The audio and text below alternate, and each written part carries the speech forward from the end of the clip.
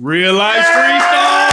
We got him back in the building. Hey, newcomer, but he's back like he never left. You hear me? DawgFace back in the building. You know what it is, man. I come to fuck shit up, Man, channel alumni. Yeah, no doubt. No doubt. Man, you know, on this one though, man, we're gonna hit him with some grown man real talk. Now, I ain't gonna lie, bro. On one of the interviews, shout out to D, you kind of vouched for Trump a little bit, right? I did. So I want to ask you, how do you feel like he's doing? I feel like he's doing how he designed it to be. Whenever you examine the role or how effective or ineffective a president is, you don't never look at the president. You look at the people and the power behind the president. The president is really just a figurehead, and it's been that way since the beginning of this country. So the president really is just a face on an ideology that exists from a group of people, whatever philosophy he subscribes to. Right. Donald Trump is nothing more than a caricature of himself, bro. Donald Trump represents a bigger thing, which is why as soon as he got reelected, you saw that everything moved faster in the second term, right, the first term, because now they have the experience. Yeah. Because everybody that was behind him before, they never thought he was gonna win to begin with, right? No, they really did. Yeah. So once he lost and he won again, they came into office like gangbusters. They letting their nuts hang. Right, let their nuts hang. They don't give a fuck what Congress do. They don't give a fuck what the Senate do. They don't give a fuck about none of that kind of shit, because they realize that, hey, we don't give a fuck what the Senate talking about. We don't give a fuck. We don't care what the House is talking about. We're gonna do what we want to do, and if you don't like it, then you stop us. Let me ask you this: why do so many street niggas identify with Trump? Because I've noticed that.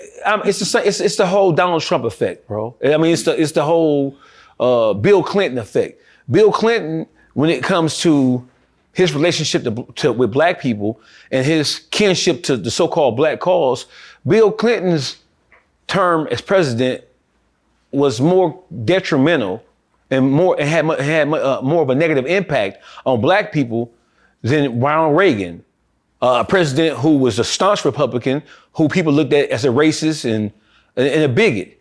Bill Clinton, right? Yeah, the devil always come dressed in sheep clothing, bro. Right. So Bill Clinton and his entire administration was a lot more negative as it relates to black people and our causes and things that we believe in than Donald Trump.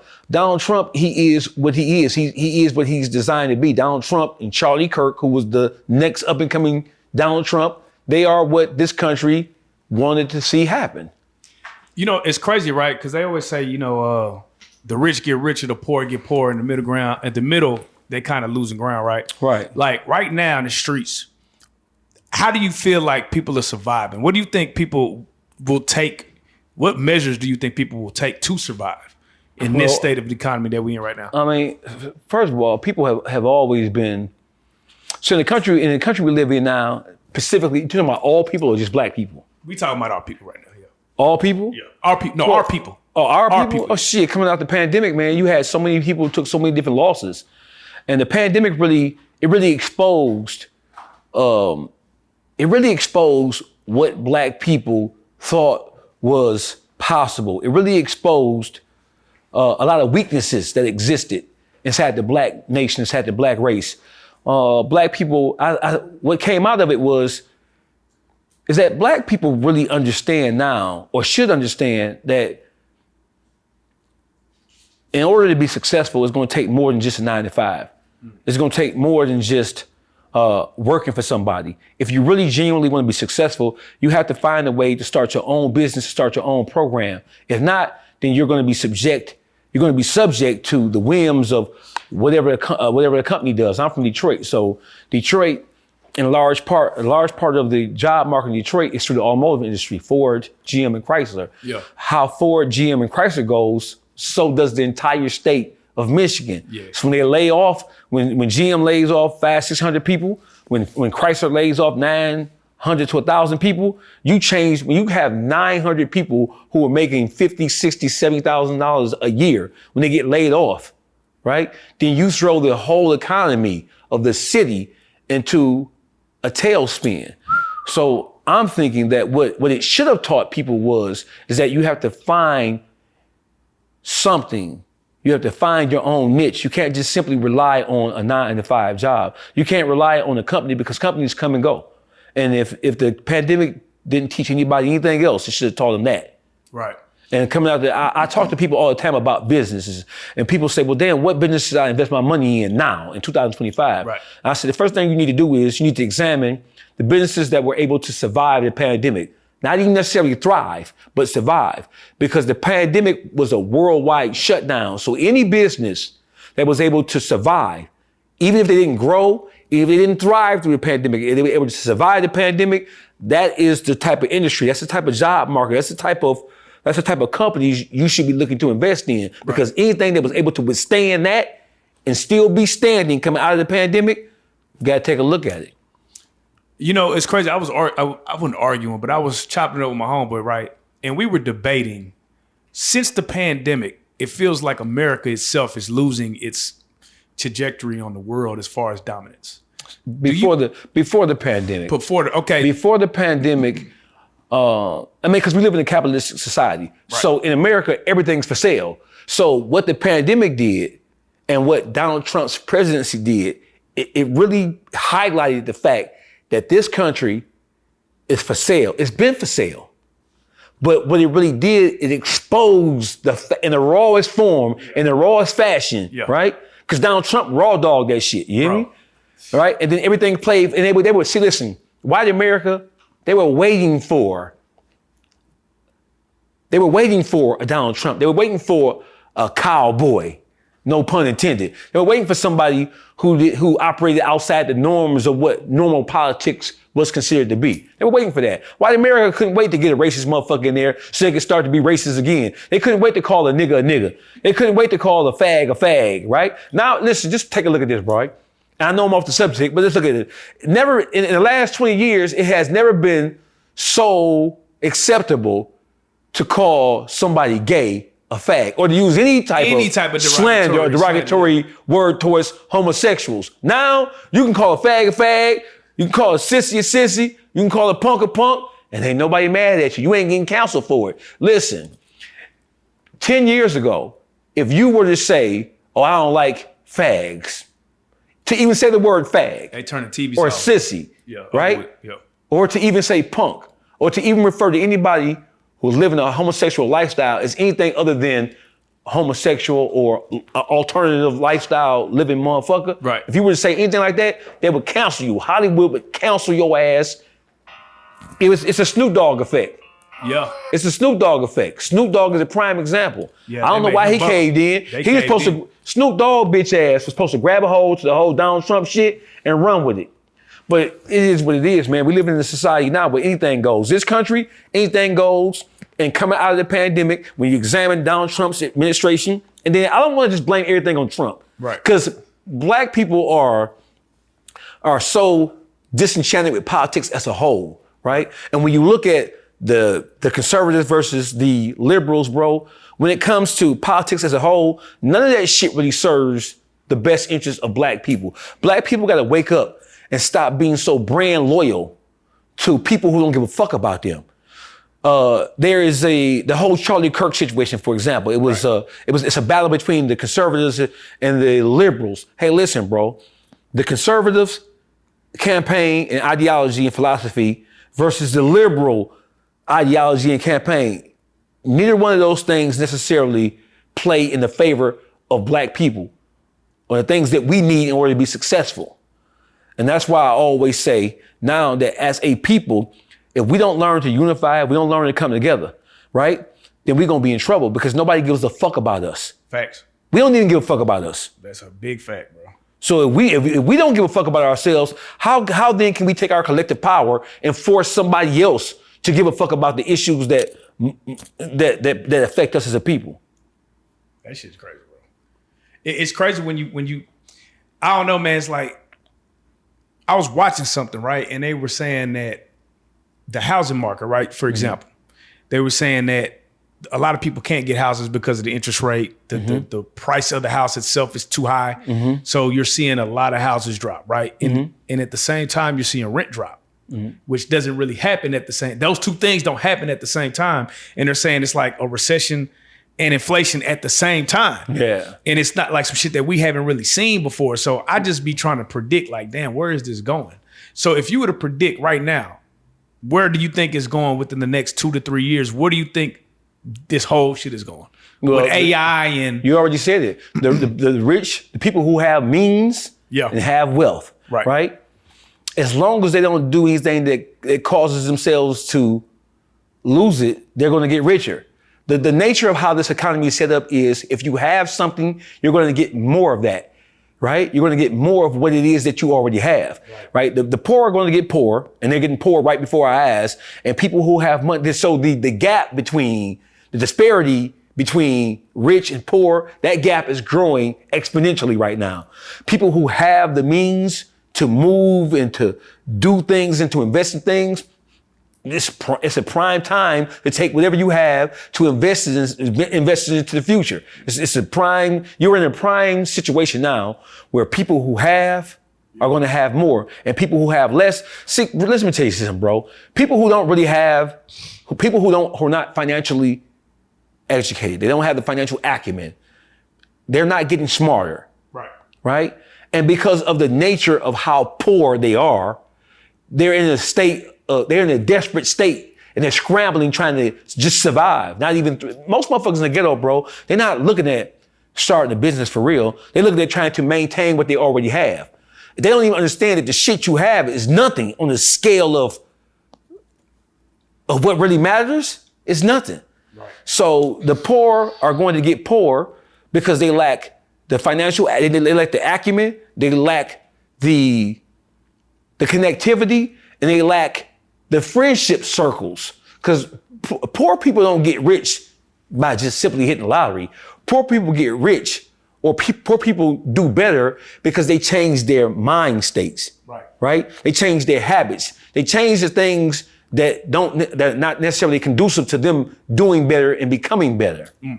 If you don't do that, if you don't change your circle of friends, then you're going to forever be trapped in poverty, bro.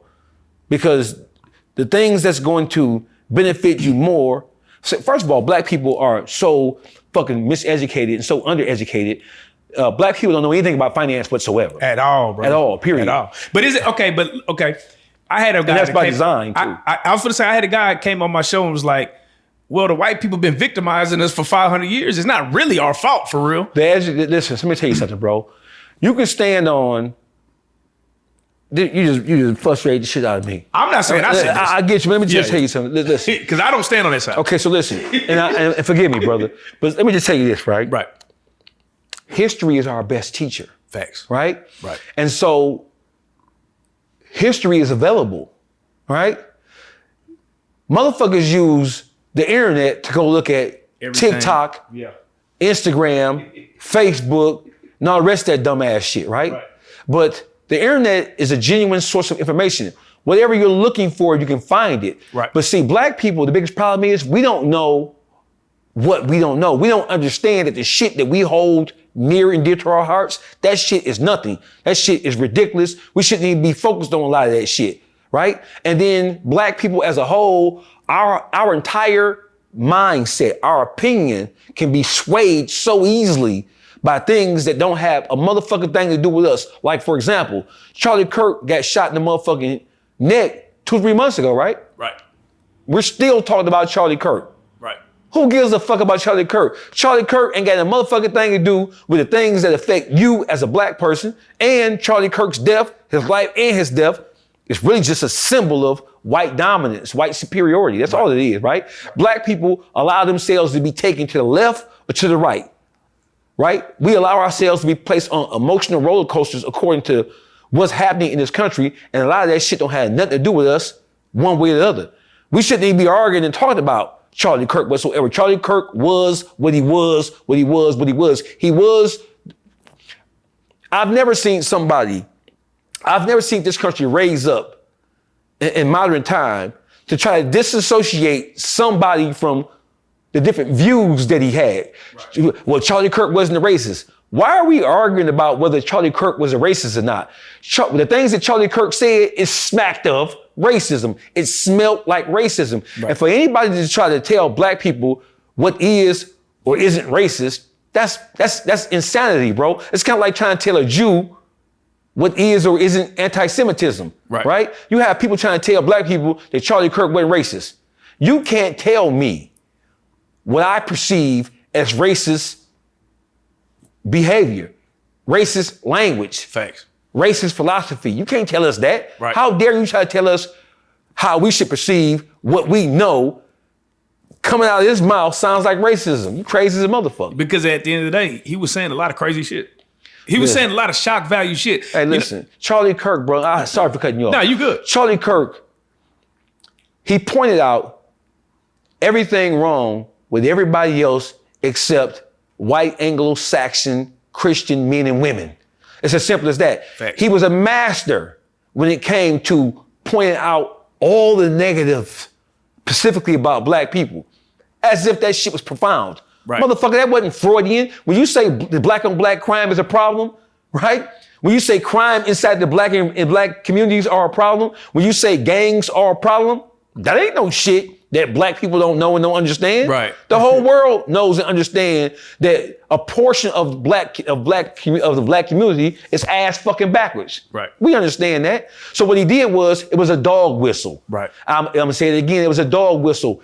He rose to prominence and he rose to fame by pointing out shit that white people believed about, the most negative things that white people thought and believed about black people and people of color, period. That's what the fuck he did, right? White America is looking for somebody to place blame on for why they broke, why they fucked up, right, and they arrested that goddamn shit. So he was just pointing out what everybody know is the goddamn problem. We don't need you to say that gangbanging in the inner city is a problem. We don't need you to say that black people need to take more responsibility for the things that negatively affect us as a whole. We don't need you to tell us that shit. That's evident. We understand that. We don't need no motherfucking. And then look at his audience, who he was talking to. He went into the fertile grounds of college campuses where you have young men from all walks of life, from all colors, from all races, who were young in their understanding about politics. They were young in their understanding about the socio-economic structure of this country. They were young in their understanding about race and religion and even their own sexuality. He went into those environments armed with a manipulative form of knowledge and information, and he used that as a breeding ground, as a recruitment ground for other racist, cocksucking motherfuckers. You know what's so crazy, right? The government, right? On October 1st, is shut down. Yeah. Right? And some of the ramifications are like people aren't getting their food stamps. Yeah, absolutely. There's people not just working for free, pretty much. Government, you know like what I mean? TSA horrible right now. TSA is all the way bad, right? So when you see something like that, and I think the longest shutdown we've ever had was 21 days. And it's the 21st day, but today, I think. Today. Right? So today is the 21st day. What do you see that going? Like what are the ramifications if it keeps going too long? Trying to break the system. The Republicans are trying to break the system. They want to break the system. All you have to do is look at everything, all the policies, look at all the philosophies that have been birthed under this term of Donald Trump's administration. They want to break the system. They want to drive the country into a frenzy. When you talk about benefits and welfare and all that other kind of shit, that shit. See, they love to point out the fact that niggas are on welfare. Right. But there are more white people who are being negatively affected by not receiving government benefits and welfare benefits than there are black people. Black people, we already used to doing without. You hear me? Buy some pork and beans, motherfucker. Put that steak up. You hear me? Get you some hamburger going. Put that steak down. Put that what they call that crab boil up. Nigga, ain't no crab boil right now. We eating hot dogs. Niggas used to eating hot dogs. Yeah. So it's white people who are becoming more and more disenchanted with what the fuck is going on with the government. It's poor white people who are becoming more and more frustrated and looking for somebody or something to blame for why they ain't got the piece of the American pie. So all it's doing is driving up tension. They want to drive that tension up. They're using that whole thing to drive the tension between the races and between people up. First of all, rich black people, we ain't worried about it. Right. Rich white people ain't worried about no motherfucking government benefits because they're not getting it anyway, right? Right. The way you spark discontent and the way you spark dysfunction amongst human beings is you start with the lowest amongst them and you get them to go with each other. You don't see rich white people arguing with rich black people. You see poor white trash, mad, angry, and upset, and want to blame everybody, Mexicans, Yeah. niggas, Everybody. for them being poor. Now you're poor because you're a poor bitch. You're psychologically poor. You've been poor. And you just a pawn on the chessboard. White people need to really come to terms with the understanding that the government as it exists now don't give a fuck about them. Poor white people need to join forces with niggas. Yeah. Right? It's the time, y'all. It's time for them to join forces with niggas because Facts. the people who are in power, your politicians that you elect and put in that office, they don't give a fuck about you. They don't give a fuck about you. They want to see you into an issue with other people so they can then send federal troops and they can change policies and enact policies that going to have a negative impact on you and make life easier for them. Man, that shit crazy, man. You know, with everything that's happening in the world, right? Do black people got to get back to family, bro? Do we got to get back to man, woman, community? Like, what do you feel like we should be doing? Well, listen, so they say every action is preceded by a thought. Right. Right? So the thought is the cause of it all. So if you don't change your thought process, then your actions, right, your behavior, your whole philosophy, your ideology will be exactly what it is right now. The question is, what do we need to get back to?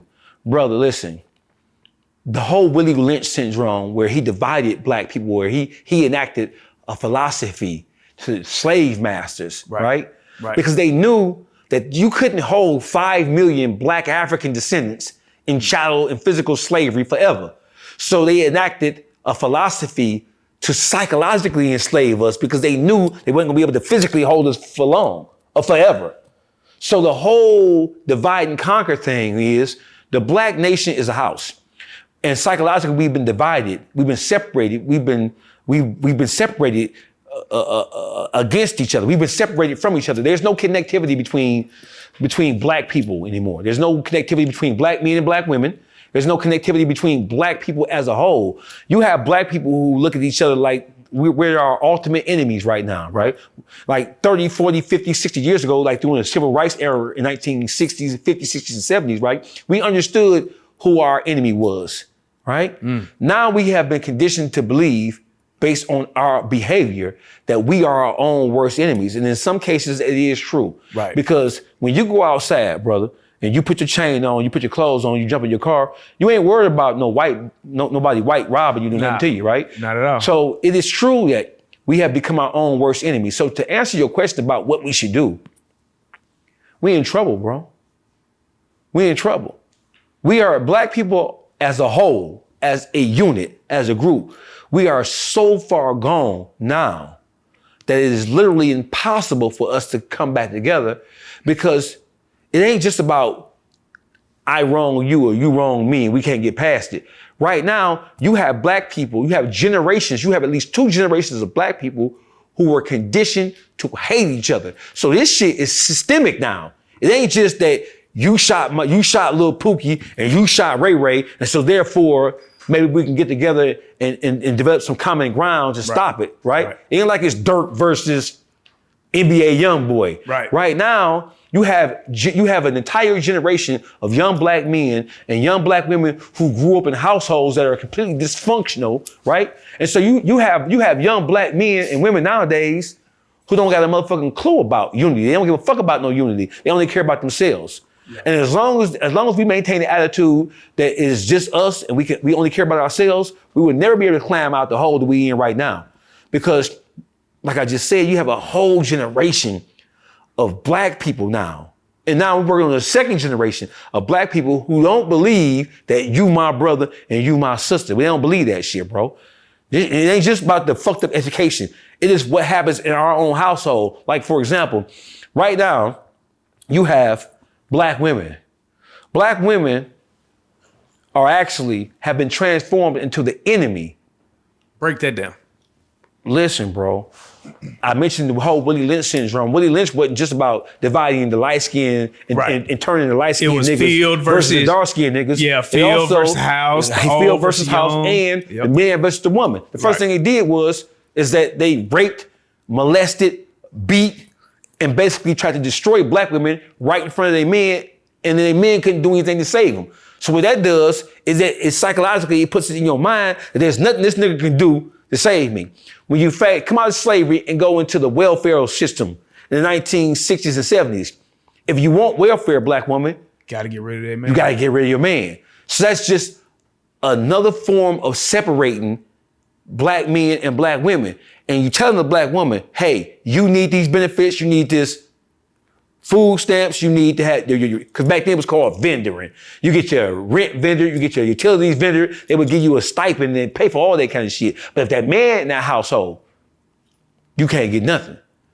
So what? So the black man, you go there, he go over there, he a fucker, but he couldn't spend the night. Because if your worker come over there and see any signs, not just his physical body there, if your ADC or FIA worker came over there and see any signs that some shoes or drawers, because back in the day, the FIA worker used to walk through your house, looking in your cabinets, looking in the bedrooms, looking to check for any signs of a man. Any signs of a man will get you cut off your motherfucking benefits.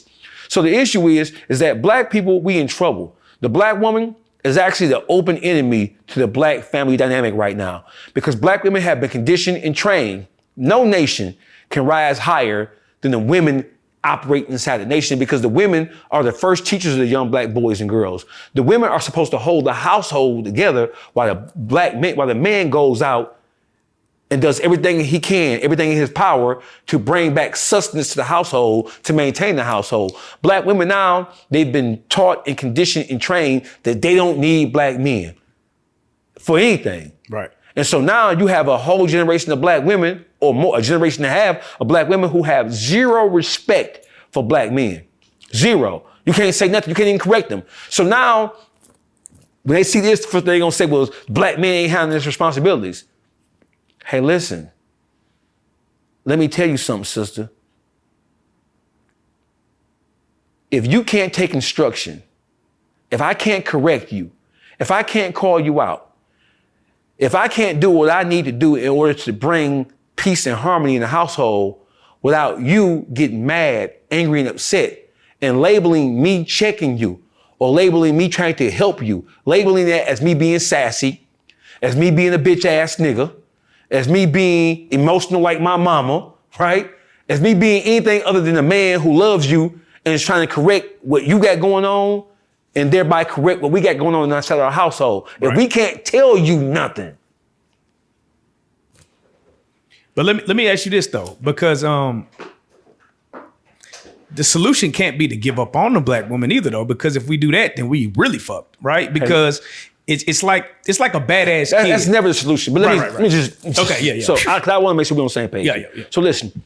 So if we live in a situation where black women don't trust black men, right? They don't trust black men because they grew up in households absent or minus a strong black man. Right. Whenever the discussion about a black man or about men period came up, it was always in some negative way, some negative connotation.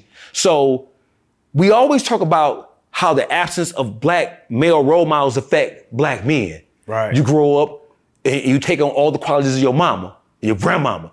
You become hyper emotional. You sassy as a motherfucker. You don't know how to deal with your anger because you respond and react like a woman would respond and react, right? Straight up, yeah. But we never really examine with the absence of strong black role models or strong black men inside of a household, how the absence of that affect black women as well. Right. You have generations of black women. You got a black woman, she 14, her mama 26, her mama 38, and then her mama is 49.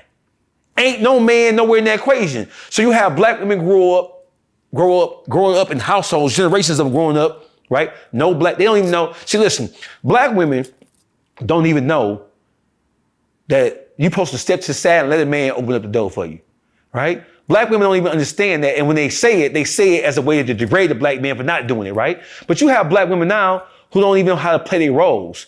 They want the traditional relationship, but they don't even know how to fulfill, right? They don't even know how to fulfill their role as women. You want what you see on TV. You want a nigga to pay 100% of your bills. But as a woman, first of all, bitch, you ain't grandmama. Bitch, you can't cook, you can't iron, you can't sew. Bitch, you in the street, you on TikTok and Facebook all motherfucking day with them hoe ass friends of yours who don't respect men neither. So whenever you have a problem with your man, the first thing your manless ass, bitch ass friends gonna do is talk down. And then bitches don't even treat their nigga secret no more. As soon as a bitch fly out with her man, she gonna tell her manless ass mama, who gonna tell her manless ass grandmama, and then she gonna tell her manless ass bitch ass friends, and they all gonna come together and point out everything wrong with that nigga. They ain't trying to offer no solution. You know why? Because they themselves didn't grow up in a household where a man had any kind of motherfucking authority whatsoever. So black women nowadays, they look at a man having authority or a man asserting his authority or asserting his power, his God-given power over them or over a relationship. They look at that shit like a man trying to tell me what to do. He's trying to dominate me. He's trying to control me. That's how it's looked at now. So yeah, we in trouble like a motherfucker. There's no simple solution for what's going on between black men and black women right now. There's no magic pill that we can take. There's no blue pill or red pill that we're going to take that's going to change what's going on now, because now, I told you before, it's systematic now. Black women don't trust black men, primarily not because that individual person or that individual man is fucked up or did something wrong to them. Black women don't trust black men because they grew up in a household where they didn't see. They don't even understand. They look at everything that we do as men as if we being narcissistic. We sassy, we messy, or we just some plain hoe ass niggas. If I say something to you, if I try to correct you, I don't give a fuck how you say it. You can say, hey, listen, 10 years ago, Dr. Phil was telling us code words, fire, water, to calm the situation down now. Now, if you try to talk to a black woman, right? Yeah. If you try to reason or rationalize with her, if she already got it in her mind, she can't break herself down and try to even listen to nothing reasonable for you. Because why? Because her mama never had to do it. She never watched her grandmama do it. She never watched her grandmama reason or rationalize with no man, because there was no man there. Her granddaddy ain't there. She never watched her mama, because her mama have these hoes got 4, 5 kids, and it's 4, 5 daddies. That ain't nothing but some Freddy Krueger ass bitches. Half these hoes don't know who the baby daddy is. It's 4 impossible baby daddy, every motherfucking baby nowadays. And I'm saying that shit in a joking manner, but it's true. There's no man in the household. So how does that affect a young black girl who grows up and she watches her mother struggle? She watches her mother go in and out of relationships. All her brothers and sisters got different mamas and daddies.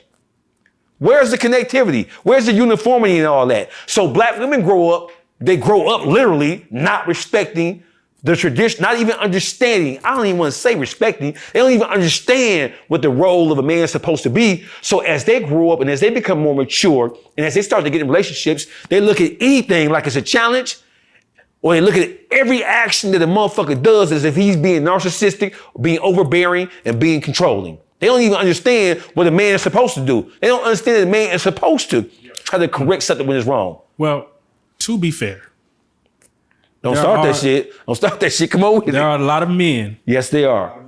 That aren't leading. True. There are a lot of men who are coming into contact with these young women, impregnating them with no plan. Not even no plan, with no intention to be in a relationship, stay there and raise the family. They raping them hoes? No, I'm not saying they're raping them, but what I'm saying is, okay, some of these niggas is raping. We know. What I'm saying is, we know there's a bunch of Diddy shit going on, right? No. But what I'm saying is, there used to be intention behind when you lay down with a mom. At least you knew your responsibility next was to rear this child. Mm-hmm. But now it's like, I'm gonna fuck this hoe, and if she don't get this abortion, I'm gonna fuck what? This hoe. Okay. Remember you said that. Come on with it. Yeah. But see, here's the thing. Mm-hmm. Even if you fuck a hoe, a hoe, you knew she was a hoe. Right. And now you've gotten yourself into this circumstance, you should be ready and prepared to. Niggas ain't being stand up. Okay, so listen. We just talked about how the dynamic between black men and black women of all ages is skewed. For sure. It's out of whack. It's out of sync right now. Motherfuckers are not fucking. First of all, you ain't probably doing all that fucking minus understanding with the motherfucker. No way. Right now, the black community, there's so much promiscuity going on right now. There's so much open sex shit going on right now. Women, first of all, you almost insulting women by what you just said. Because you just said that black men are going into having sex with women and going into these sexual relationships without an intention of starting a family or without the intention of being responsible. Well, what the fuck is the women doing? Well, why are you allowing yourself? Because listen, just like we know that white people don't necessarily give a fuck about us, right? For sure. At this point, within the black community, black women are raised, they're being taught that a nigga ain't shit. For sure. So the question is, if you know that you're living in an environment where the men that you have to choose from are not necessarily the most responsible, why are you then opening up yourself to be taken advantage of by a motherfucker that you already know ain't shit? Where's your sight? Where's your vision? Why are you opening up your legs to a motherfucker that you know not qualified? Now, see, here's the We thing. both have a responsibility in that too. No. I'm inclined to agree, but as a man, I'm knowing if I see a woman that I like and I can present a lifestyle to her that is appealing, she gonna let me fuck regardless of how she was raised. You can present something to a person. It's like, it could be, yes, I So understood. you tricking that. the bitch out the pussy? Huh? You tricking the bitch? Yeah. Niggas trick bitches. Nigga, you nigga, what? Okay. You ain't no. No, wait. So You you ain't saying know it. You ain't so never listen, tricked the bitch okay? out So the listen. So Never? in 2025, as educated and as resourceful and as demanding and as knowledgeable and as energetic as black women are, you mean to tell me they can't figure out? They can't figure out. They still lead with emotion. Bro, you know But they can't figure it out though. But you said they can't figure it out. But you know, so crazy. I remember. Let you do something wrong though, they gonna figure you out. But they gonna read you like a book though. Hey, but you'd be surprised, bro, how many like just women in general don't get asked out on dates or don't get. I mean, they fine and all. They don't get. But we already know why that is. It's because the relationship between black men and black men have not been trained and conditioned. Right? They have not been trained and conditioned on what it means to really be men. Right. So therefore, they're not operating in a traditional sense like a man's supposed to operate in. And on the flip side of that, a lot of black women, they think whatever energy that a man give them is positive. It could be it could be the worst nigga in the world. Why in the fuck would a black woman lay down with a nigga who in the gang? A nigga been in jail 4-5 times. Why in the fuck would you, as a woman, lay down and have a baby with a nigga who already got 4-5 kids and he don't take care of them? Where's your own reasoning? Where's your own motherfucking thought process when it comes to that? Where's the accountability for you when you know and you understand that shit don't look right? You mean to tell me that black women as smart and as intuitive? See, because black women get more than just intelligence. They have intuition. Where's your intuition at when it comes? Where's your motherfucking intuition at when it comes to dealing with this nigga? He got 3 kids. He stayed with his mama. He a crip boy, he a blood. He don't got no job. He ain't got no education. But you looking at him like he a viable candidate to lay down with and get your body. DawgFace, let's keep it real. When you was in the streets, you was getting them hoes. I was. And why was that? Yeah, nigga.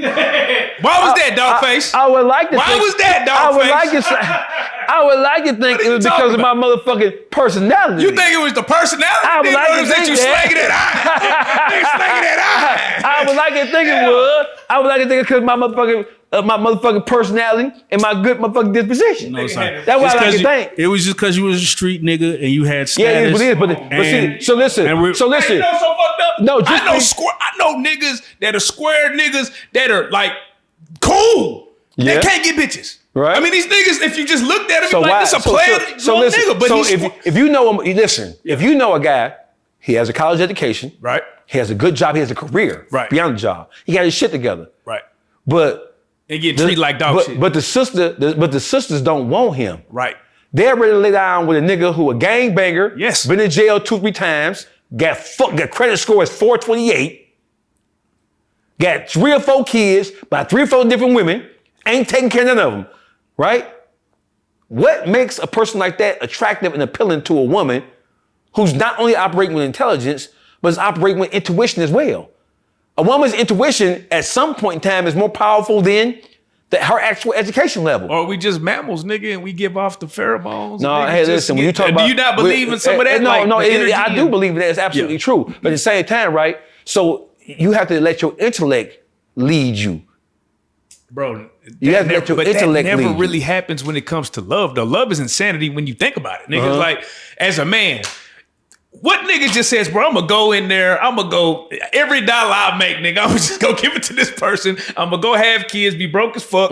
Like, nobody, that's insanity if you just think, it's not logical. I don't think that's what the thought process is. But that's my point. It's not the thought process, but you see it. Nigga, we've all seen it. Nigga, we all seen it. Men that get divorced and niggas run to go get married still.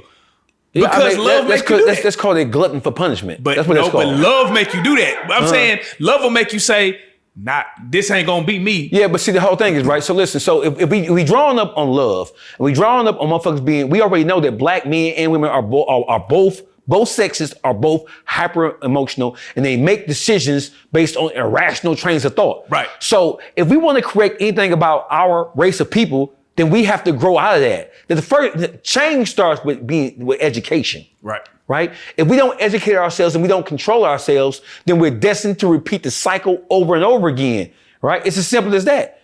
It's as simple as that. I don't disagree with you, but what I'm saying is the question, the 900-pound question is, what do we do, or how can we change, or how can we improve the quality of the relationship between black men and women, which is ultimately going to be the thing that helps enhance or rebuild the black nation. So let me ask you this: in your heyday of getting hoes, right? Would you have settled down? Would I have? Yeah. Yeah, hell yeah. I would. So if you would have met the right person, yes. Got you. Okay. Because I feel like with the options that men quote unquote think they have, right? Because they motherfuckers looking good and they doing their thing. I feel like we're not going towards the route of settling down and starting a family and being being so listen, a stand-up man. We're in a trap right now. We're like mice running on a treadmill right now. Right. So now you have black women who look at black men and say, hey, you're not a provider, you're not a caretaker, I can't trust you, you're not a leader. I'm not gonna submit to you because you don't possess these qualities that would qualify you to lead me anywhere, right? So they had this position.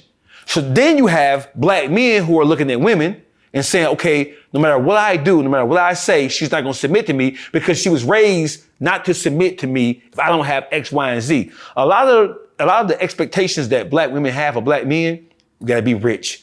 You have to have this. You have to have Remember, this, right? these women are having too now. Oh, okay. Listen, you're having down 300,000 black women who are having just got laid off in corporate America. The same black women who white America made feel like they were superior to us because they were more advanced than us, because they earned more than us. Now those same 300,000 black women are going to be forced back into the medium income and forced back into, now you don't qualify for no NBA player now, bitch.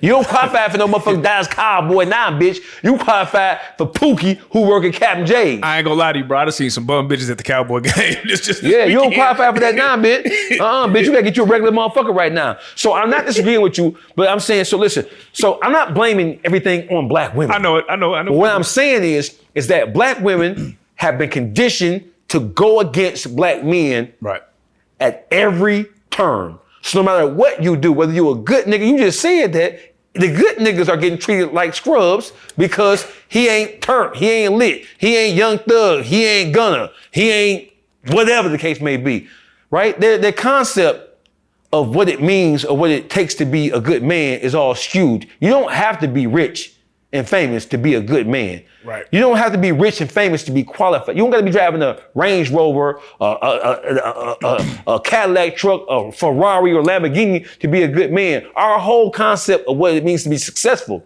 is all thrown off and is all skewed. Yeah. So if you don't have the trappings of a rich man, women don't want you. Whatever happened to working together? Yeah. Because we come from a situation, we come from a nation of people who understood that in order for us to advance, we should be working together as one unit. Yeah. Now you have black women operating as their own unit. You have black men operating as their own unit. There's no connectivity between the two. And so as many things that drive us apart from each other, if we don't start to deal with those things, we'll never come back together because we don't trust each other. First of all, black women don't trust black men. And now black men don't trust black women. Yeah. It's just it's a like you say, a vicious cycle. It's systematic now, bro. It's not just a simple solution. It's not just us coming together. It's not so easy. Well, talk to her in a softer tone. Be more understanding. Jump more in your feminine side to understand what she's going through. None of that shit works now, right? Because you're dealing with a woman who was raised by a woman, who was raised by a woman, who was raised by a woman, absent of the presence of a man, whether it's a good nigga or bad nigga, right? And motherfuckers think that the man gotta be perfect. Bitch, your granddaddy wasn't perfect. Yo, daddy wasn't perfect. And so women are asking for perfection instead of asking for understanding. All black men don't gotta be perfect, and we ain't all gotta be rich in order to be qualified to fuck with you. That's a problem. Because they're looking at Hollywood. They're looking at the world of entertainment and thinking that that is the ultimate example of a man. He pays 100% of my bills. I just told you, bitch, you're not even, you ain't your grandmama, bitch. You ain't even qualified for that. But you can't cook, you can't clean, you have sucking a dick. You ain't sucking a dick with no hands, bitch. You ain't doing nothing. You don't even qualify. You ain't taking care of kids right. You out in the street, you out the club. Yeah. I come back off work, bitch, you run around acting crazy. Yeah. No, you don't qualify for that. So it is a dynamic that has to be re-examined. And if we don't come together in some form or fashion, there's never going to be a correction. And I honestly think that we are so far gone as a people, there's no bringing this back. I'm standing on that. Why do you think so many black women are selling, either prostituting or selling themselves online? Because the culture that we live in now, it makes it acceptable to present yourself that way. There's no consequence for being a hoe. You have black women who are carrying themselves like whores who are not whores. Because the culture that we live in now, we live in a whole culture where it's cool and it's acceptable. And then there's so much competition because, as you know, between the ages of 18 and 44, what is the ratio between black men and black women? Between the ages of 18 and 44 across the country. That's prime dating age, 18 and 44. What's the dynamic between black men and black women? But there's 6 black women to every black man, 7, 8 maybe, right? Let's say 10. Let's say there's between the ages of... Polygamy really need to be a thing then. It need to be what? Polygamy should really be a thing then, right? Polygamy, it should be a thing because polygamy is, listen, bro. So when you say polygamy need to be, you're finna get us all cussed out about that shit. Because, right? Because the 6-1, bro. Listen, bro. So black woman, if you live in a society where between the ages of 18 and 44, if there are, let's say, 6 women to every 1 man, what do you think the women, so if you match 1 man with 1 woman, you have 5 other women in the same age group as you, probably the same economic status as you, who don't have a man. What do you think they're gonna do? But then you got to start accounting for, there's men that don't like women. Yeah. Well, you can just say fag nowadays. You ain't got to be Donald Trump the president. Yeah. Right? So you factor this, you have 6 women to every 1 man, right? Mm-hmm. So with homosexuality being so prevalent in the community now, guys on the down low, just out loud. So it's 10 women to every 1 man. So if you match every man with a woman, you have 9 other women between the ages of 18 and 44 who don't have a man.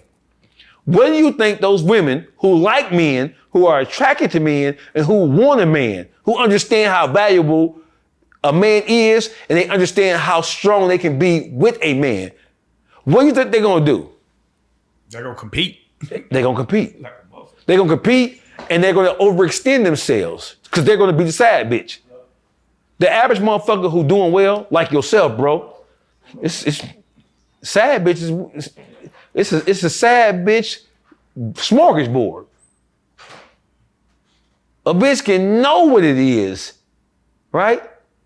Listen, this world's so fucked up that we live in right now, bro, that a half of a man who a halfway decent nigga for women who like men is better than having no man at all. Right. So they're willing to acquiesce to understanding and knowing that he might have somebody else, or he does have somebody else. What do you think that? So that is We're really living in a polygamous society anyway. And that's what I was gonna say. They might not understand or know it, right? Mm-hmm. But that is what's happening. So let me ask you this: when do you think that kicks in for a woman? Because I was talking to my homeboy. He had we could say a cougar situation where it was a cougar party, right? Right. And all of them were ready to share it. I'm talking about like all 6 of them was just ready to share this one nigga. And it's so funny. It's like you'll get an older woman that is just with it. Right. And then you'll have the younger woman that feels like they have so many options.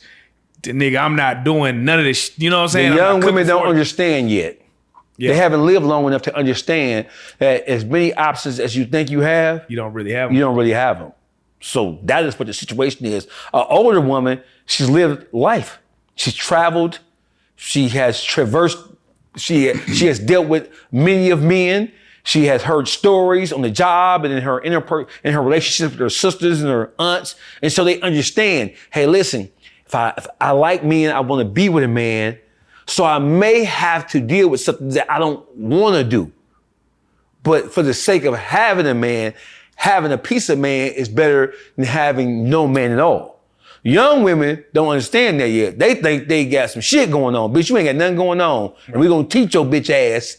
We're going to teach your bitch ass that you just keep on living. You're going to find out that you really ain't got as many options as you think you have. Especially if you want a motherfucker who have in their way. Especially if you want a motherfucker who's successful. Because the more successful men are, you'll find that they start to understand that they can have their way no matter what their situation is. Right. Now, if even a broke nigga having their way nowadays. Yeah, everybody, shit. If you got any type of anything about yourself, boy. Yeah, you could be, even bum, busted, dusty, poor, broke ass niggas can have 2-3 females. Now, the quality might be some hood rat shit. It might not be all the way. Yeah. Man, that's crazy, bro. Like, so with the state of men and women, right? And how it is right now. You say you don't feel like there's no solutions that we could, the Willie Lynch shit, like, no matter how you look at it, we're still being affected by things that happen to our. That's absolutely true. Yeah. Right. So the whole thing is, so there's a lack of knowledge, and that's by design. See, because in the traditional forms of education vis-a-vis the school system, right? Right. Black people as a whole, right? We're not trained, we're not taught, we're not educated on how to properly examine our situations, right? We're not taught how to isolate what the problem is, separate it, deal with it, then reintroduce it if we can, if not, leave it on the outside. Right. We're taught and trained and conditioned with the educational system that was created by people who didn't want to see us educated from the very beginning. Right. They wanted to see us educated enough to serve them and to serve their whims and to work for them. They didn't teach us how to be leaders, bro. They teach us how to be leaders so that we can lead our kind back to them. So it just is what it is. So when I said that we are too far gone, we're so far gone, that's an absolute fact. Because what can we do to reconnect with ourselves if it's not through education, if it's not through understanding? Education, understanding, and having patience with each other. Black people don't have patience with each other no more. That's why you see so many niggas killing each other. That's why you see so much domestic violence, because we don't have patience with each other no more. You know why? We don't have patience with each other because we don't respect each other. Right. That's why. We don't understand that we need each other no more. We think we set ourselves up to be independent. We don't think that we need our black brother. We don't think that we need the black woman. We use them for sex now. Right. We use them for crazy ass, retarded ass forms of companionship. We don't use them to build and to develop and to inspire a community no more, bro. We fucked up in the head. It's as simple as that. And we understand that we fucked up. We understand that we fucked up right now, bro. So you tell me what you think the solution is to black men and black women getting on the same page. We hate ourselves, bro. I think the crazy part is, as crazy as it might sound, I feel like the pandemic was pushing us there. Of course, because what the pandemic did, it created segregation all over again. Exactly. And we know that black people in this country, so listen, the more open this society became, the more inclusive that white people allowed us to be, Right. the worse we became as a people. Right. Right? The freer we became, the more open the society became, the worse we became, because we always see black, even during slavery, even during Reconstruction, even during the Jim Crow South, we still looked up and held what we saw white people doing. We put it on the pedestal, right? So the more open the society became, and the more openly we were able to participate in it, we lost sight of the things that held us together. We started to travel outside our communities. We started to shop in the stores that we looked at as hype. We started to go to schools. There's no community no more. The problem is there's no community no more. We've been integrated into a society that don't want us, never wanted us, don't give a fuck about us.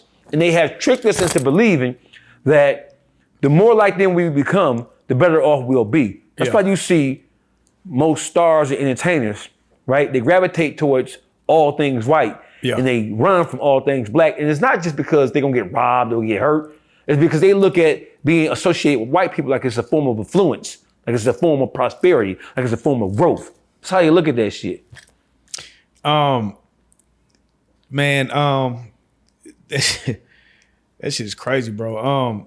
One of the things that we was gonna talk about was this pastor, man, this Detroit pastor, man. Marvin Winans. Yeah. I think somebody pulled up to the pulpit. What'd he say? If you got 1,000, put another 1,000. The sister. So the call to action was,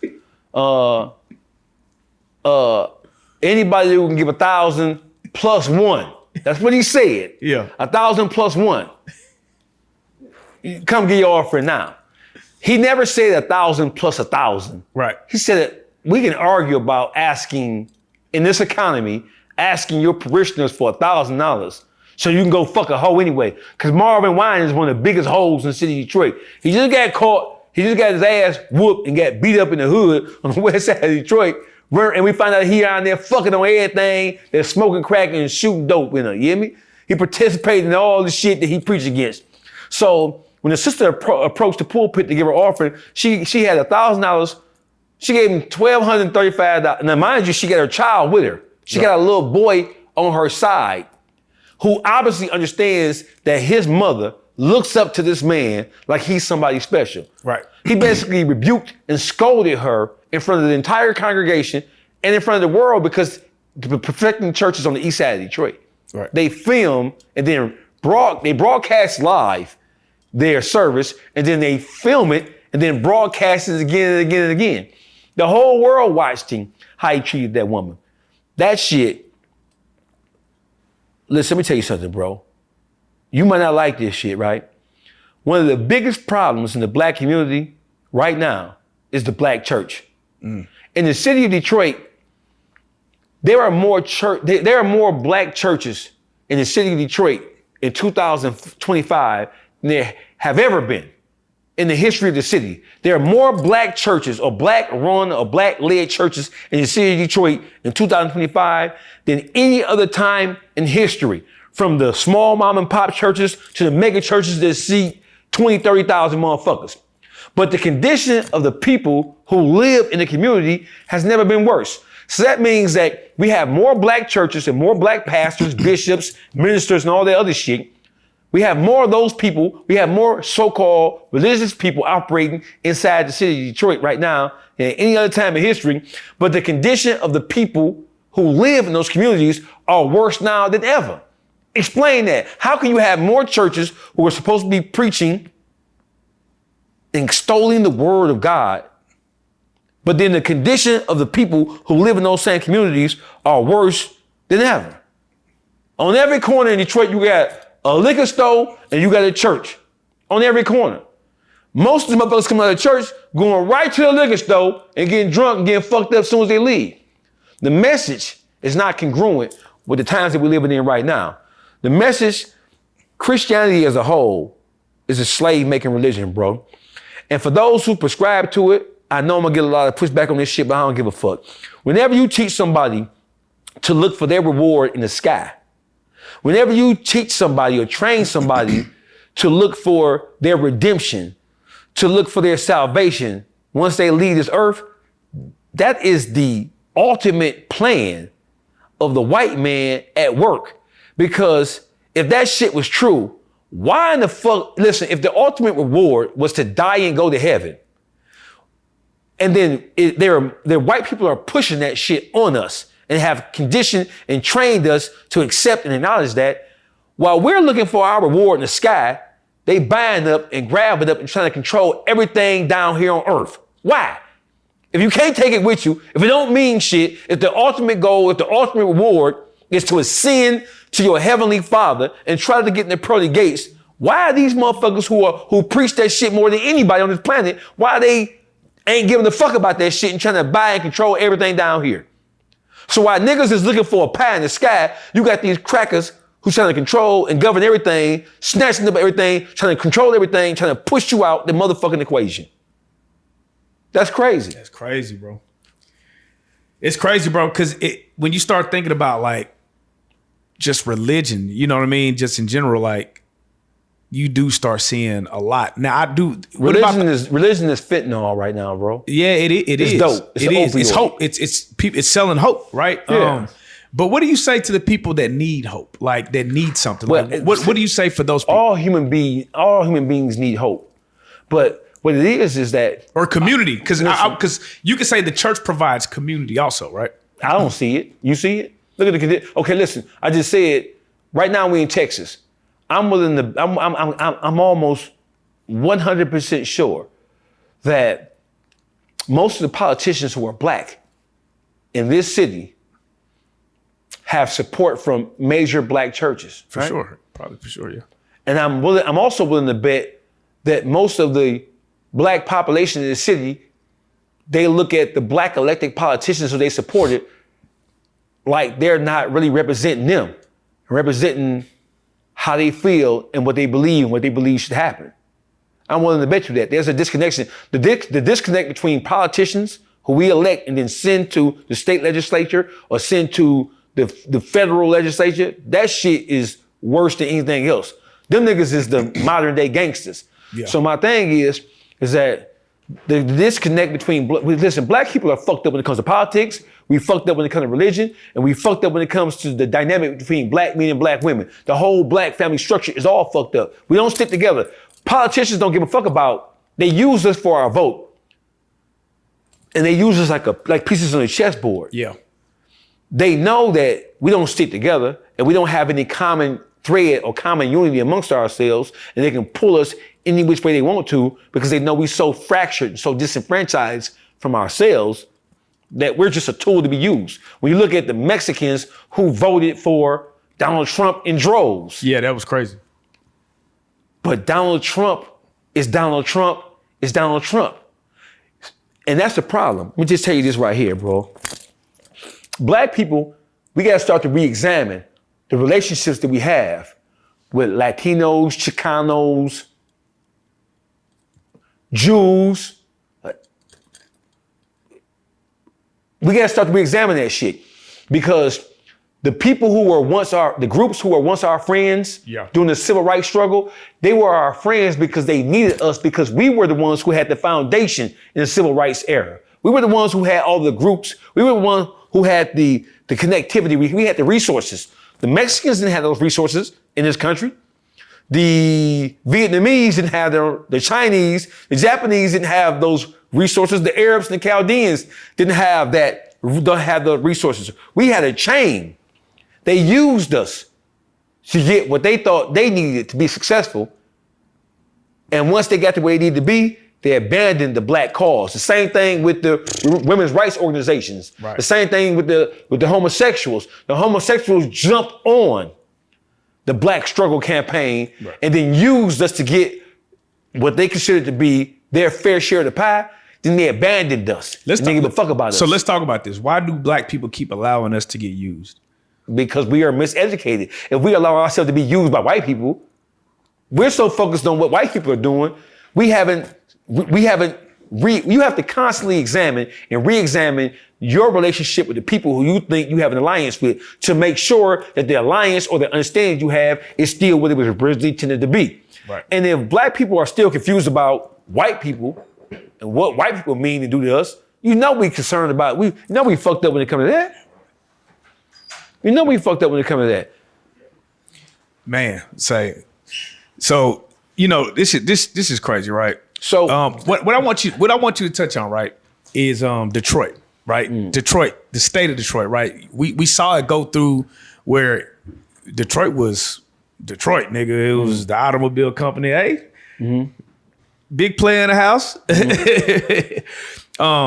And now you saw, you know, the automobile company kind of leave, and then, you know, Flint, you know, it's just a lot of things happening, and it's a lot of black people in Detroit. It's a lot of struggle that happened from all of that. For you, in your perspective, are there enough people that are doing what they're supposed to be doing to put eyes on the causes and some of the problems that are happening in Detroit? Like, you see, we hear about Chicago, like they make it a point to tell us what the problems are in Chicago. But I feel like Detroit is equally just as, you know, like we hear about the stories about Detroit. You know what I'm saying? I don't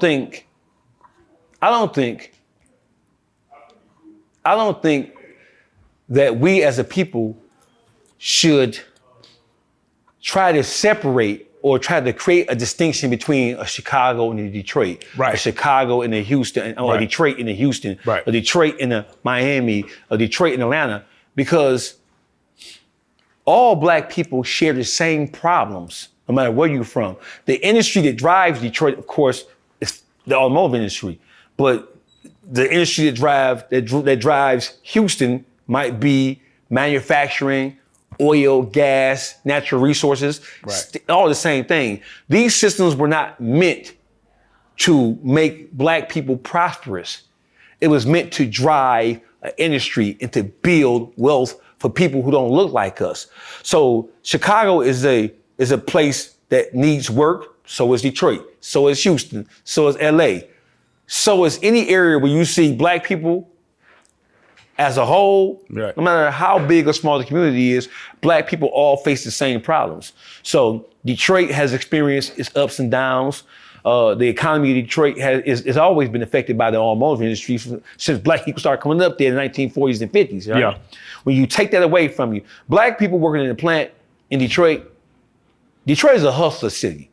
So even the people who are working in the plant now, you see a lot of those people start businesses on their own and trying not to put so much of their faith inside their job, because they know that at any given time, right, the corporate entities of the big three can take something away from them. Right. So when it comes just to how Chicago's doing and how Detroit is doing, bro, black people across the board, no matter where you're from coast to coast, are all suffering the same motherfucking psychosis. We all suffering in the same way. Yeah.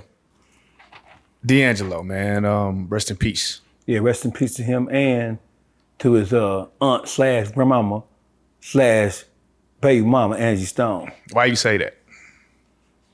Angie Stone was the best example of a cougar in the entertainment industry you're gonna get. You know what I mean? Angie Stone was a groomer, man. You know what a groomer is? Yeah, that's when you wait. It's like how Tiger did Kylie. He waited till she was 18. Yeah, that type of shit. That's what she did with D'Angelo. Angie Stone was 40 years old. D'Angelo was homeless, didn't have shit going, but he had a voice. Grew up in the church. She found him. And she found him? Yeah. Oh. A lot of people didn't know that's his baby mama. That's her baby dad. Right. Yeah, she had kids about another relationship before she got with him, but she groomed him. You hear me? If in the day we living in right now, if the roles were reversed, and if he was 40 and she was 19 when they got together, what would you be calling her? You'd be calling him a pervert, R. Kelly ass, Diddy type nigga. Angie Stone was definitely a groomer. She definitely groomed that young man. What other circumstances you think that D'Angelo that we first became aware of, would have fucked with an big old bitch like that? Under what circumstances? It was about money, power, and putting him in position. Well, she did put him in position though. Yes, she did. So, that's what groomers do. Groomers have the financial acumen. They have the power and influence. Right. That's the weight that you have over somebody. Yeah. That has nothing. Right. How much of that do you feel like is going on in the industry right now? In history or in the industry? In the industry. Shit, that's what it is. You know, I mean, it might not necessarily be age grooming, but it's definitely power. You know, power, it infests everything, man. That's why you have a Diddy. You were only able to get a Diddy because Diddy had, I mean, it ain't like Diddy the most charming motherfucker in the world. Diddy was able to do all the sex, nipple rubbing ass shit he was doing because he was Diddy. He wasn't the manager of a Family Dollar. It was him. So that fame is a drug, bro. Right. You know what I'm saying? To be famous. Motherfuckers would rather be famous than rich because that fame brings notoriety and that brings attention. And we know black people and just people who are involved in the entertainment business as a whole, they attention starved. Motherfuckers would rather be noticeable and they would rather be known than to have money. That's why most of them end up broke at the end of the day. Diddy wouldn't have been able to do what he did had he been a regular motherfucker. That power is what led him to that bullshit. You hear me? Do you feel like the sentencing for Diddy was just? I watched the video on Instagram and the guy was breaking it down. It's a white guy, white attorney, and he was saying the man law, you know, the way that they used it against him wasn't even the way they intended the law. Yeah, and right. then that he got sentenced on something that he was acquitted of. So basically, the judge actually said, I can't unhear what you did. And still put those charges on him that he was acquitted of, which isn't something that you could do. So how were they able to do that in that circumstance? Do you think it was just all put because of the public? No, it's the pressure. I mean, I actually thought he was gonna get more than that, even though he got found out guilty of the lesser charges as far as the overall scope of the indictment is concerned. Diddy made some very powerful people angry. The shit Diddy did is commonplace. That shit happens in the world of entertainment all the time. So it wasn't about the freaky or even the violent nature of what he did. It was about he made the wrong people angry. When you start going to Diageo, when you start going at billion-dollar corporations who have their hands and they have their tentacles and everything from politics to sports to medicine to government, which is politics.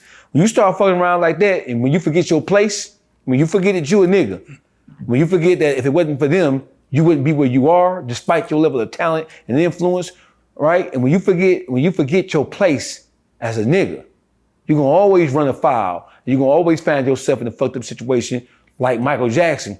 Michael Jackson with the hollering about that, ain't no difference between black and white. We all the same. Until them hunkies put that motherfucking Jesus juice and all that kid raping on his back, and then he went to hollering about racism. Wait a minute, Mike. You just said there wasn't no difference between black and white. O.J. Simpson, another motherfucker who talking about ain't no difference between black and white. We all the same. But then when they say he killed that bitch and that cracker, it's a whole different thing. He went to hollering about his racism. Same thing with motherfucking Bill Cosby. Yeah. Bill Cosby, he went to hollering about black people this and black people that, and we don't appreciate and all some other kind of shit. As soon as she tried to buy CBS, what happened? They tore his motherfucking ass up. When black people forget their place, then there's consequences for that even now in 2025 or even in this generation. When it comes to the sentencing, I mean, Diddy was a horrible motherfucker, man. And like my man public figure Boogie say, I think he should have got 8 years for just taking another nigga cum and rubbing it on his nipple. You hear me? You should got life for that. You should get life for that. Even that's a life sentence, you gonna take a nigga cum, rub it on your nipple? I don't give a fuck about them beating Cassie ass. Bitches get their hoe beat, bitches get their head beaten every day. We beat bitches ass every day. We beat bitch ass them all. Beating the bitch, that ain't nothing. But when you take some cum and rub it on your own nipples, nigga, you supposed to get a life bit for that alone. That's a freaky violation. How freaky is too freaky, bro? Like, what's going on? That shit there. Right there. You ain't gonna go no farther than that. You hear me? You ain't gonna go farther than that. That's too freaky. That's right there. Line drawn. And the motherfucking saying everything that Diddy was doing. And then you gotta take a look at all the people who we know was going to them Diddy parties and it didn't come out. They ought to be lucky. I ain't even worried about Diddy. I'm worried about all the other motherfuckers who would participate in that shit. That we can't even really embarrass them because it didn't come out in court that they was actually there. We think we know who were there. What do you feel about people who they were there, but then when the situation gets sticky, they just throw their hands up and hide and don't say nothing, don't defend it. You know what I mean? Like that's at the end of the day, bro. I don't even know. I mean, so the nature of the crimes that he was accused of, the nature of the behavior that it was said that he was participating in, I never expected motherfuckers to come out to defend him, because to come out and defend him in the face of all the evidence that was coming out against him, to defend him, you basically saying that you agreed with or you were a participant in the shit that he did. You can't defend that shit. You know what I'm saying? The shit he was doing, how abusive he was, how he used his power to manipulate to get his own way. You can't defend that shit. So anybody who would have came out and tried to defend him, they would have been looked at in a light where, motherfucker, because the shit, some of that shit is indefensible. Right. So to try to defend it means that, oh, bitch, you was on that same type of time he was on. Yeah. Man, let me see what else I'm pulling from this list. Do you feel like at some point, because now we're looking at a situation where you're being judged, and he was overly freaky, of course, but yeah, now your sex life is being brought into the court of law. Like, don't you feel like at some point too far is too far? Absolutely. But we know, I just said that the reason why he found himself sitting in front of a judge or a jury is because he overstepped the boundaries. The shit that Diddy did or was accused of doing, that shit commonplace in the world of entertainment now. Mm-hmm. When you look at the Will Smiths and Jada Pinkett Smiths and all the rest of those freaky ass shit they go out there in Hollywood, you hear me? All that shit is common. Ain't none of that shit shocking. We were shocked about Diddy because it really exposed the world of hip hop. Mm-hmm. We think in the world of hip hop is that machismo, macho ass shit. We didn't have no idea there was so many cocksucking, ball blowing ass, nut hugging ass niggas up in there. We were shocked. So they say that there's a certain level you get to, like, no matter who you are, once you get to this level, you're gonna get tried like that in that manner. I believe it. I believe that to be true. I believe because at the very top of Hollywood, at the very top of entertainment as a whole, even at the very top of politics, all you got is freaky, diabolical, horrible motherfuckers. That power, it breeds that incestuous attitude, and it breeds that animalistic nature, and it brings out the worst of who men and women can be. Not just men, but women as well. So I believe that you will get tried. I don't think you get to succumb to it. You know, I don't think you get to succumb to it because we look at Denzel Washington, he's one of the most preeminent actors of this generation, and even half of the last generation. You don't hear nothing about Denzel because Denzel, in my opinion, we haven't heard anything yet. But from all appearances, you know, we look at Denzel like he's our last hope in the world of entertainment because it appears that he's uncompromised. Right.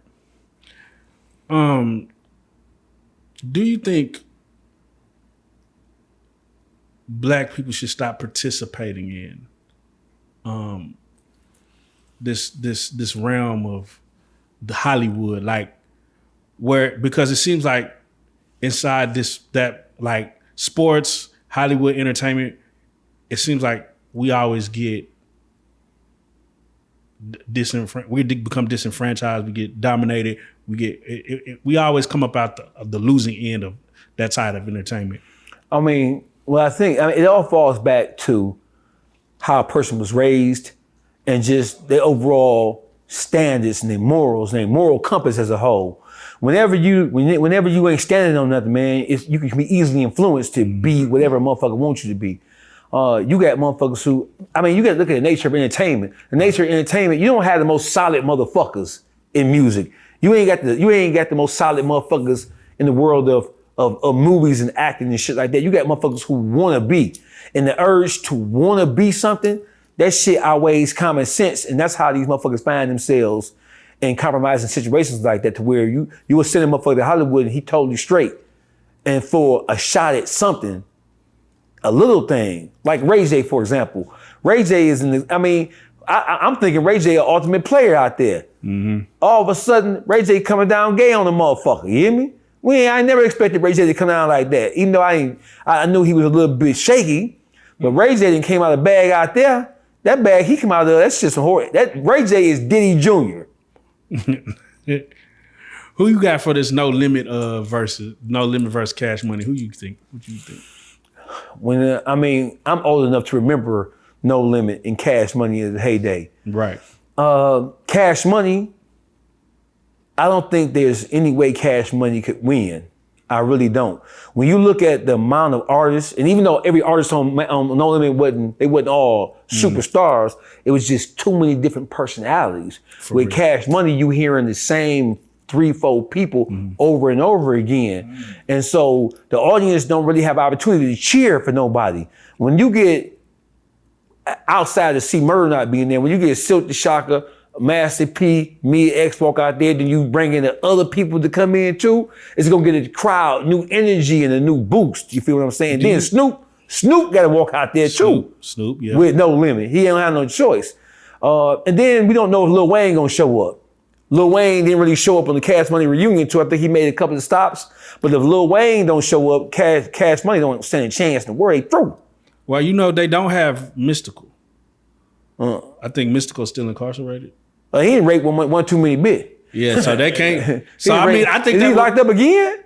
Yeah. For rape? Locked up again? I don't know if he's still incarcerated, but They might boo Mystical, but they might cause Mystical took too much pussy now. Yeah, he He was the first Diddy. That nigga, he just can't stop himself. Hey, why? You hear me? Why do you think that is? Why do you think that men are taking? Like, what's up with that? That's some psychological shit. I really believe that motherfuckers who are abusers, they were abused at some point in time, because they say 75 to 85% of people who get abused, they go on to become abusers. So that shit is a vicious cycle. Motherfuckers who rape, like rape and molestation, child abuse and all that other kind of shit, that's not normal criminal behavior, bro. That's some different shit. And that's why they judge it differently, and that's why the consequence of it, you might not, well, I mean, not the overall consequence, because I know motherfuckers, I know people who done raped kids and raped women. I know motherfuckers who done sold dope and got more time than motherfuckers, because rape and molestation, it's still like some white shit. It's still a crime that, even though black people participate in, it's still viewed as something that white people do. Or priests. Right. You know what I'm saying? The Catholic priests, they really cornered the market on raping kids. That's crazy. Yeah, you think Diddy was something, all you gotta do is go study the Catholic religion, them priests, they ain't raped everybody from Jesus. The Catholic Church would have raped Jesus. They would have raped him. They would have touched him on his ass. Bow. Yeah, they would have touched Jesus' ass. You think they wouldn't? That's crazy. They would have touched that ass now. Jesus would get that ass touched. You know I ain't lying. Yeah, touch that ass. They would have touched that. You know they would touch that ass. They don't give a fuck. Them priests don't give a fuck. They think God told them to touch ass and suck a little dick. They would have tried to suck Jesus' dick. You know I ain't lying. The Catholic Church, man, come on, man. They don't even go to jail. Yeah. They don't even go to jail. They just suck dick, touch little boys. They don't even go to jail. Man, what do you think? What do you think is next, bro? Like, what's next for you, man? You DawgFace, like, you got your podcast, nigga. What's the most controversial take that you've had on your podcast thus far? Motherfuck Big Meech, motherfuck BMF. They can all blow balls, suck dick. Big Meech the stupidest motherfucking criminal in the history of criminal enterprise. What motherfucker do you know put a billboard up in a city talking about the world is mine? He basically told the whole world he sold dope. I don't know for the life of me why motherfuckers look at him like he's some type of folklore, ghetto motherfucking hero. Big Meech is the dumbest motherfucker in the history of the criminal. You can't get no dumber than that. And even his son is a reflection of just how stupid he is. Look at all this shit his son do. That's an example of how stupid his father is.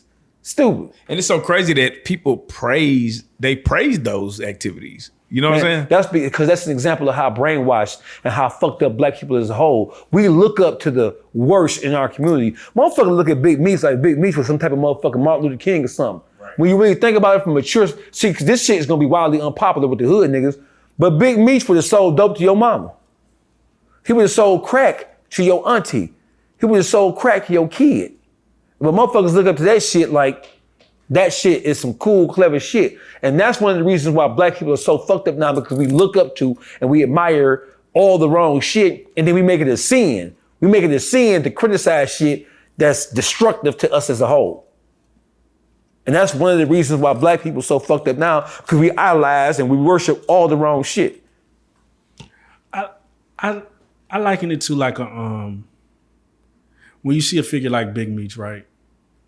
These are the figures who would go back to the hood and give out money or give out ice cream, buy ice cream for the hood, buy food, whatever, give out these turkeys. and you don't always see the prominent figures like doctors or dentists. We starving for somebody to look up to. I get it. In the black community, we don't. It's a lot of despair. There's a lot of disunity and a lot of disharmony, and there's you don't really have many examples and figures of people who you can look up to. So we gravitate towards anything that looks like success, even if it's harmful, even if it's negative. I agree. Yeah, so because I remember once we used to have a dude in my hood. He would always come by in the morning. He would give all the kids donuts. You know, he would buy boxes of donuts, give them out to the kids. My daddy never wanted me around him, and when I got older, he was like, he said, because I asked him why he be doing that. He said, because one day when your son grow up, he gonna work for me. He told my daddy this. So it's like these figures come in and you know, I know it's some dark shit, but they're the that shit only was like that mafia movie. That movie with was it Brooklyn? Yeah. Where the daddy was a bus driver. Yeah. And he didn't want his son around.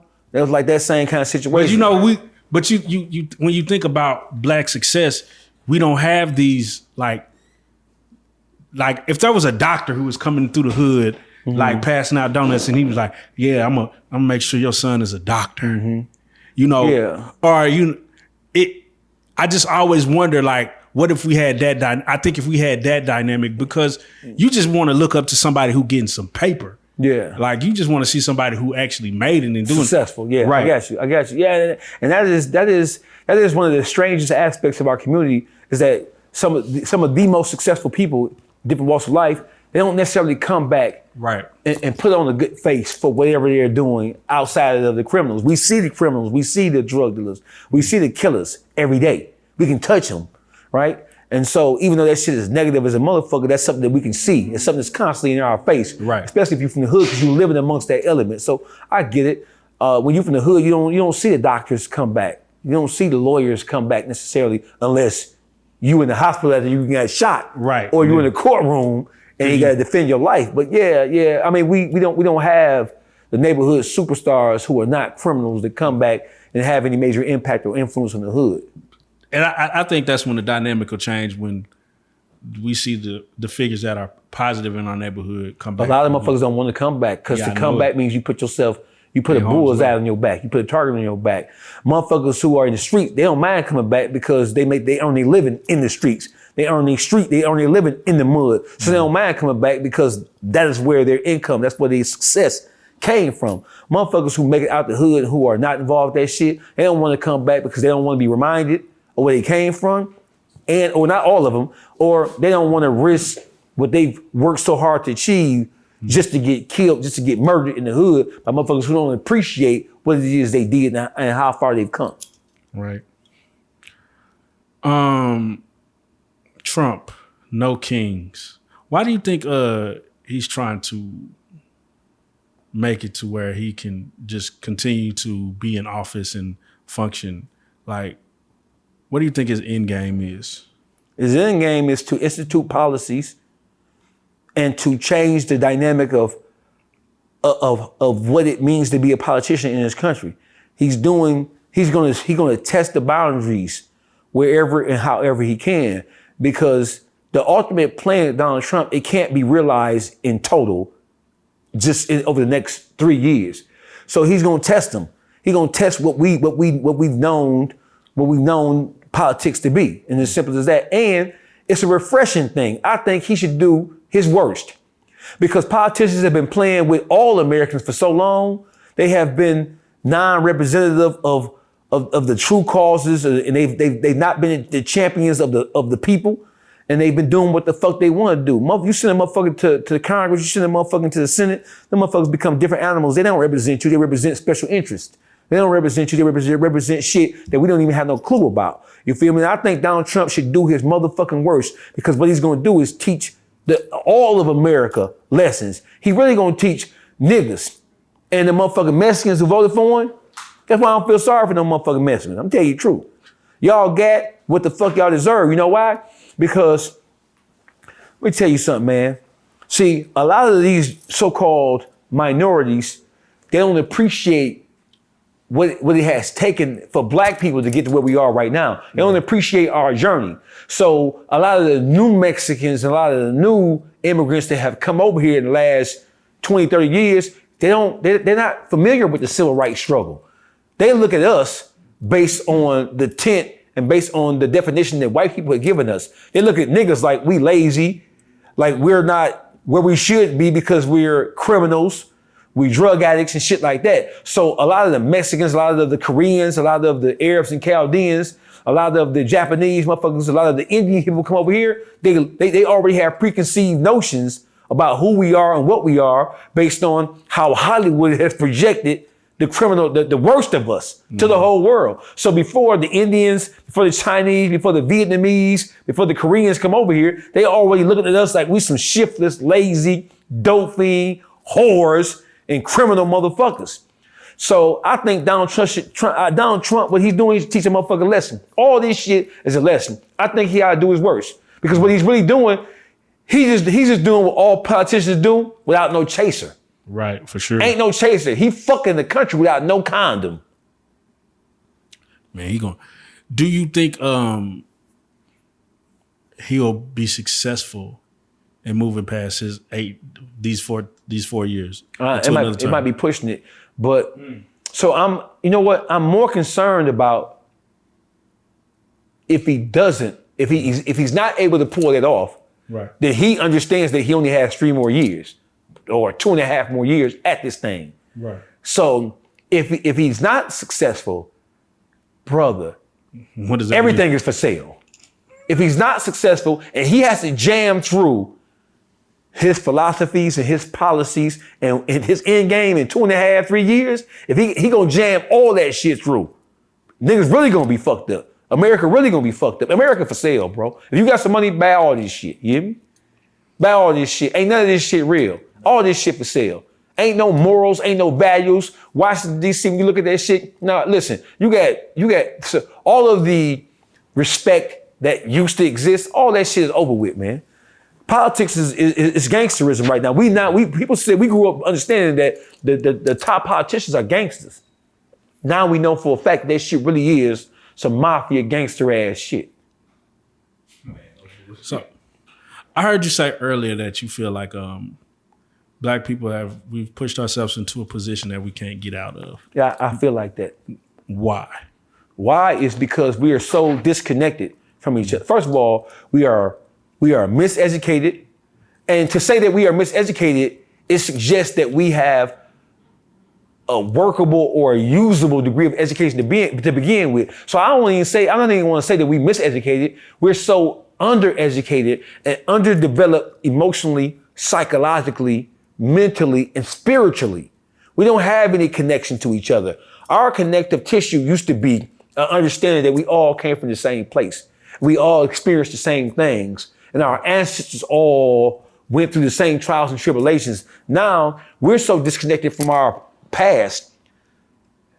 And if you have a group of people who don't really understand their history, and they don't understand how they're connected, and they don't understand how when you band together as one, you'll get further as a singular unit. When you have people who don't understand that right there is the destruction of any group or any community whatsoever. I don't give a fuck if it's a nationality of people, a race of people, or if it's a fucking gang. Just imagine the Bloods not understanding that Crip motherfucker ain't my friend. Just imagine that. Just imagine Bloods turning against Bloods for Crips and taking them a Crip cause. Right. Imagine what kind of calamity they would cause in the whole Blood or in the whole gang culture. Right. It's the same thing that happened with, perfect example, GDs and BDs out of Chicago. When I was coming up, GDs and BDs are all BGDs. They black gangster disciples. They gangster disciples. They're all up under Larry Hoover, right? Right. Nowadays, listen, if you're a vice lord in Chicago, you can just sit back. You ain't got to worry about nothing because the BDs and GDs gonna kill each other. The vice lords ain't got to do nothing. It's just like black people. If you get rid of all the Ku Klux Klan, all the skinheads, all the white nationalists, all the white supremacists, you can get rid of all, you can line all them crackers up right now, put them in Nantucket, put them in Vermont and blow all they bitch ass up right now. You get rid of all the crackers who don't like niggas, period, right now. Is that gonna stop the gangs in our community? They're gonna stop the drug trafficking in our community.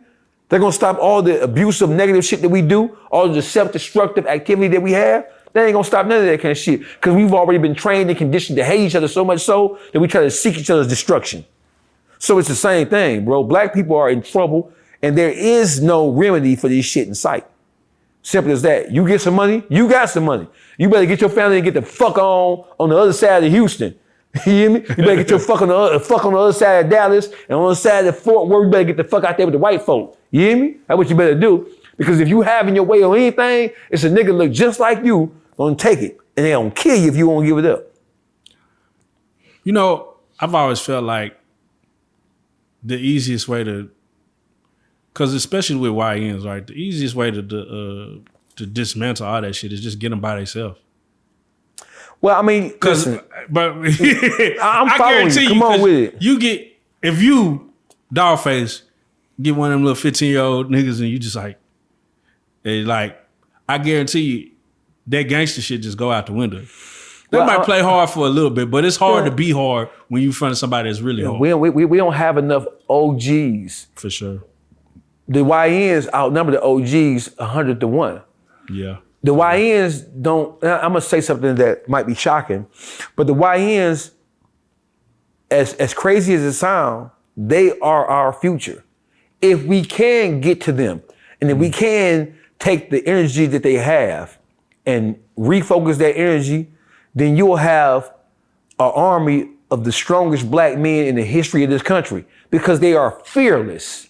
Yeah. So if you add education and you add purpose, if you add aim, if you add direction to their overall mission, to their overall mind, if you replace all that goofy dumb shit with purpose, then you already have a fearless warrior who don't give a fuck about nothing. The YNs ain't scared of nothing. The YNs got more heart than niggas had in the 1960s. It's just we need to repurpose and redirect that energy. Amen. Man, that's a lot to think about. You got any shout outs, brother? Yeah, I'm gonna shout out Detroit, man. I wanna shout out everybody who fuck with me. If you fuck with me, I fuck with you. Shout out big homie CC. Oh, yeah. My man Uncle Juice, the whole YouTube streets, Baby Owl, Soul Raw, Public Figure Boogie, Detroit Gossip. Shout out everybody. Shout out my man Helly Hansen, aka Helliver. I just linked Helliver with EXO. So they're gonna get how we can get some out of that, man. Yeah. Shout out the audience, man. I heard y'all been nominated, Reallyfe Street Stars, but not I didn't heard nominated for some? I get the news. I heard y'all been nominated for some. Yeah. You hear me? Oh wow. I put it wrong. Yeah. I heard it. I heard it. Shout out to Houston. Oh, wow. Yeah, shout out to my evil twin Hellcat, you know what I'm saying? Yeah. Shout out to Cat. Me and Cat got to come back and give y'all something, you hear me? But I want to shout out the whole city of Detroit, shout out Pontiac, shout out the whole metropolitan Detroit area, man. I fuck with y'all, I love y'all. Even the ones who don't support me, it's cool. Cause I'm on Reallyfe Street Stars, bitch. Nah, for real. You hear me? And you can't back your way on this motherfucker. You hear me? You gotta be turned. You gotta be lit. You gotta be somebody who has something to say. You come on this motherfucker. So I thank y'all for the opportunity, man. Love is love, man. I'll come back. Man, whenever y'all need me to, I'll come back. Man, this is gonna be some reoccurring shit, man. Like I said last interview, bro, you're a very articulated street nigga, and that's what we need. Because a lot of these people are, they see the world from a skewed lens, they think it's only one side to this shit and it's so much deeper than that. And I just want to come and thank you for painting your picture and letting everybody know that, even if you come have a checkered past, that you can still grow, be intelligent and articulate yourself and get your point across. Hey, this is the best part. DawgFace, you are a real life street star.